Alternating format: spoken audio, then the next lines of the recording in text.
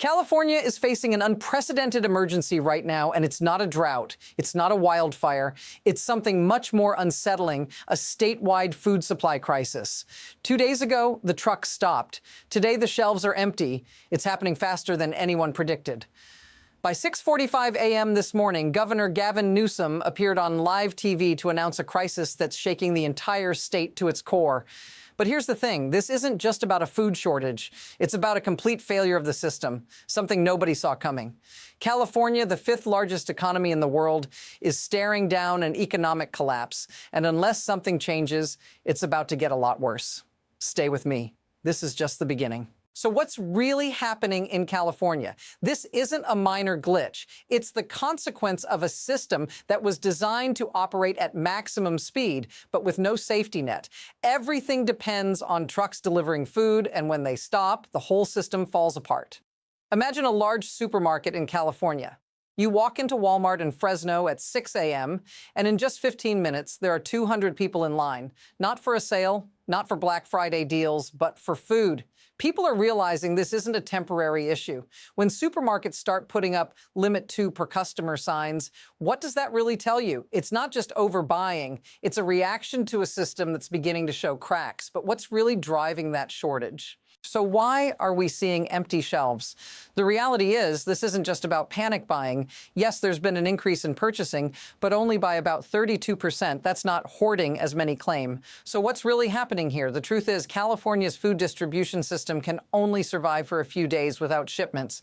A leaked memo from the California Department of Food and Agriculture, which we obtained, explicitly states that retailers only carry about 2.8 days worth of essential goods. That means when trucks stop coming, everything collapses. And right now, we're in day 3 of that disruption. Supermarkets no longer have fresh produce. Target's shelves are completely bare. The question is, when do we start seeing even worse consequences? This isn't just an isolated event.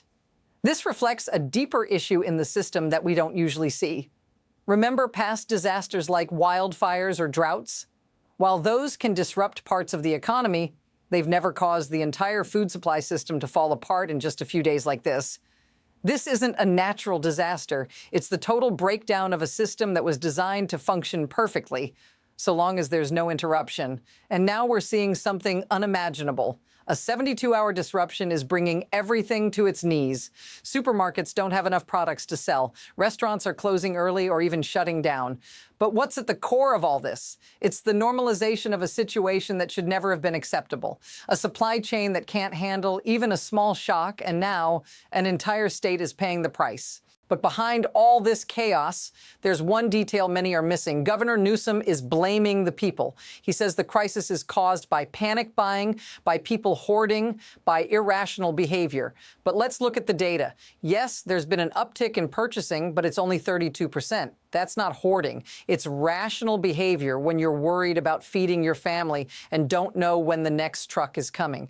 The real issue isn't that people are buying more. It's that the system was designed with no resilience. It can't handle even a small increase in demand when the supply side collapses. I have a quote for you from a 2023 report by the University of California Davis Center for Food Systems Research. California's food distribution network relies almost entirely on just-in-time logistics with minimal buffer inventory. Any disruption lasting more than 72 hours would result in significant shortages of perishable goods and potential rationing. That's what we're seeing now, and it was predicted, but it was ignored, and now things are escalating quickly. Restaurants across the state are shutting down or shortening hours because they can't get deliveries. Sysco, the largest food distributor to restaurants in America, has told its California clients they can't guarantee any deliveries for the foreseeable future. That means thousands of restaurants are facing a tough choice: close temporarily or risk running out of food mid-service. But it's not just restaurants. Schools are about to face a crisis too. California's public schools serve 5.8 million meals every day. Those meals come from the same supply chain that's now falling apart. The Los Angeles Unified School District has already sent out a memo saying they'll be implementing a simplified menu because of food shortages. A simplified menu is bureaucratic speak for we're running out of food and we're going to serve whatever we have left until it's gone. If this boycott continues into next week, millions of children might not get their breakfast or lunch. This isn't speculation. It's the mathematical reality of a system designed to fail when it's disrupted. Now let's zoom in on the real-life consequences for people like you. If you live in California, you're facing the same problem, trying to buy essential food, wondering when it will come back.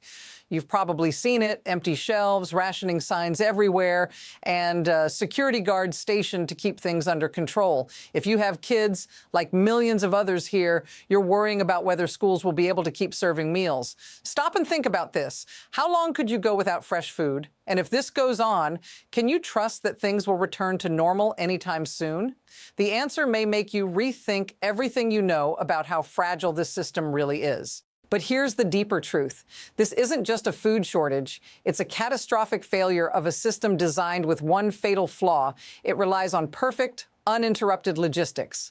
When the trucks stop, everything falls apart. This system was supposed to be a well-oiled machine, but it's breaking down because there's no backup. The reality is California's food distribution system was never designed to withstand a shock. It was designed for speed, but without any buffer. Now, when that speed is interrupted, the state has no backup. This isn't happening in other states because they've built systems with more redundancy. California, the state with the 5th largest economy in the world, is failing because of a fundamental design flaw, and it's failing fast. So what happens next? There are two possible paths here. One, the situation continues to escalate. The truckers remain on strike, and there's nothing that can replace them.